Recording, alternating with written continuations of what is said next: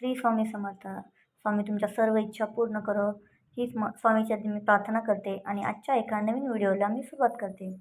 तर आजचा वार गुरुवार आणि गुरुवारच्या दिवशी ही पूजा आपण घरात कशी करायची काय किंवा ती पूजा करताना आपण कोणती काळजी घ्यायची, कोणत्या गोष्टीचे आपण पालन केले पाहिजे, त्यामुळे आपल्या घरात सुख समृद्धी नांदेल. तर सर्वात पहिल्यांदा आपण आपल्या दिवसाची सुरुवात पूजा अर्चनाने करतो. मात्र प्रत्येकजण आपापल्या इष्टदेवतेनुसार वारानुसार विशिष्ट पूजापाठ करीत असतात.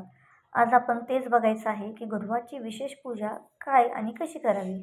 गुरुवार हा गुरुचा दिवस असतो आणि गुरु हे आपल्याला सदैव मार्गदर्शन करणारे असतात. योग्य रीतीने पूजा केल्यास घरात सुख शांती समृद्धी आपल्या घरात नांदत असते. हिंदू धर्मात पूजा पाठला विशेष महत्त्व आहे. आपल्या सर्वच जण आपापल्या दिवसाची सुरुवात पूजा उपासनेनंतरच करतो. सनातन धर्मात अंघोळ केल्यानंतर देवांसमोर नतमस्तक होणे बंधनकारक आहे. पूजापाठ करणे जितके आवश्यक आहे तितकेच त्यांच्या नियमांचे पालन करणे सुद्धा गरजेचे आहे. हे देखील महत्त्वाचे मानले जाते. गुरुवार हा गुरुचा दिवस असतो. आज आपण जाणून घेऊयात गुरुवारची विशेष पूजा.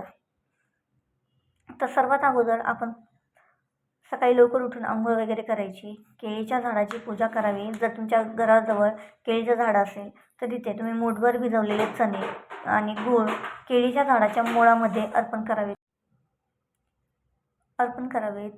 केळीच्या झाडाच्या मुळामध्ये हे ठेवावेत. हा उपाय जर तुम्ही सतत 5 दिवस किंवा 7 गुरुवार जर केला, 5 गुरुवार किंवा 7 गुरुवार जर केला तर त्याच्यानंतर तुम्हाला तुमच्या आयुष्यामध्ये खूप काही बदल तुम्हाला जाणवतील, खूप असे बदल तुम्हाला दिसू लागतील. तर तुम्ही हा उपाय नक्की करून बघा. दुसरा उपाय म्हणजे तुमच्या कुंडलीमध्ये जर गुरुची स्थिती कमकुवत असेल तर तुम्ही गुरुवारी स्नान करताना पाण्यामध्ये चिमूटभर हळद मिसळून घ्यावी. त्याच्यानंतर गुरुवारी पिवळ्या रंगाचे कपडे जर घातले तुम्ही तर ते गुरुला बळ मिळते. हा रंग भगवान विष्णूलाही प्रिय असल्याने त्यांचाही आशीर्वाद आपल्याला मिळतो. तिसरा उपाय म्हणजे एका हाताने कधीही देवापुढे नमन करू नका. त्याच्याचबरोबर पूजा झाल्यानंतर घरातील मोठ्या लोकांचा, वडीलधाऱ्या माणसांचा आशीर्वाद घ्यावा. तर झोपलेल्या व्यक्तीच्या पायाला कधीही स्पर्श करू नका. कधीही संध्याकाळच्या वेळी तुम्ही तुळशीचे पान तोडू नका. खास करून संक्रांत, द्वादशी, अमावस्या, पौर्णिमा आणि रविवारी तुळशीच्या रोपाला स्पर्श देखील करू नका. चौथा उपाय असा आहे की पूजेच्या वेळी आपण जेव्हा पूजा करतो त्यावेळी गुरुमंत्राचा जप करावा. जप करताना जीभ हलवू नये. जप करताना उजव्या हाताला कपड्याने झाकून जप केला पाहिजे. यामुळे आपल्या सर्व इच्छा पूर्ण होतात आणि मंत्रांचे उच्चारण स्पष्टपणे करावे. त्याच्यानंतर 5वा उपाय असा आहे की हळद, पिवळी मोहरी, पिवळे वस्त्र, साखर, मीठ, सोनं, पिवळी फुले, गुरुचे स्तोत्र, केसर, पपई इत्यादी वस्तू गुरुवारी एखाद्या देवळामध्ये जाऊन ब्राह्मणास यशाशक्ती दान कराव्यात आणि त्यांचा आशीर्वाद घ्यावा.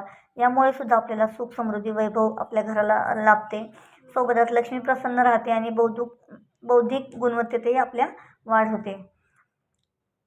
तर 6वा उपाय असा आहे कधीही एका दिव्याने दुसरा दिवा प्रज्वलित करू नका. याशिवाय यज्ञ आणि श्राद्धात काळे तेल वापरावे. पूजेच्या वेळी आपल्या डाव्या बाजूला तुपाचा दिवा लावा आणि देवदेवतांना उजव्या बाजूला ठेवा. तसेच तांदळाच्या राशीवर दिवा लावावा. 7वा उपाय असा आहे की पूजा करताना आपला चेहरा पूर्वेकडे ठेवावा. पाणी, शंख आणि पूजा सामग्री आपल्या उजव्या बाजूला ठेवा. त्याच वेळी जर तुम्हाला घंटी आणि धूप डाव्या बाजूला ठेवा.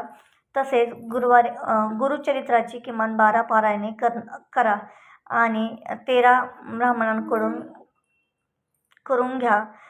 दत्तबावनी नित्य वाचणे, सत्यसंत पोथी किमान 1 वर्ष वाचणे, गुरुग्रहाचा 19,000 वेळा जप करणे, स्वामी समर्थ चरित्रसारामृत पोथी नित्य वाचावी, गुरुगीता नित्य वाचावी. यामुळे बौद्धिक वृद्धीत वाढ होईल आणि करिअरसाठी योग्य दिशा प्राप्त होईल. तर असे स्वामींचे थोडे उपाय आहेत जे मी तुम्हाला आता सांगितलेले आहेत. गुरुवारच्या दिवशी आपण ते केले तर खरंच आपल्या घरामध्ये सुख समृद्धी नांदेल. तर तुम्ही हा उपाय नक्की करून बघा. तुम्हालाही खूप फरक पडेल. घरामध्ये सुख शांती समृद्धी नांदेल, लक्ष्मी नांदेल आपल्या घरामध्ये. तर व्हिडिओ आवडला तर नक्कीच माझ्या चॅनलला लाईक करा, सबस्क्राईब करा, पुढे शेअर करा आणि व्हिडिओ आवडला तर नक्कीच कमेंट करून मला नक्की सांगा. धन्यवाद.